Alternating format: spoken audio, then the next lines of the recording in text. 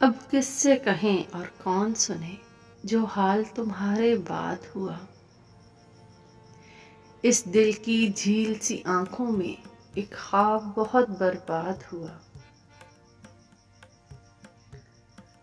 ये हिज्र हवा भी दुश्मन है उस नाम के सारे रंगों की।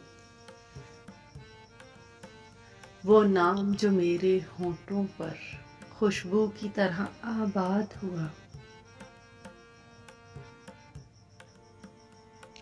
इस शहर में कितने चेहरे थे कुछ याद नहीं सब भूल गए।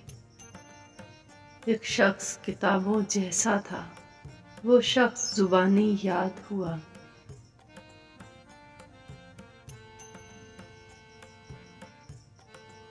वो अपने गाँव की गलियां थीं दिल जिनमें नाचता गाता था। अब उससे फर्क नहीं पड़ता ना शाद हुआ या शाद हुआ।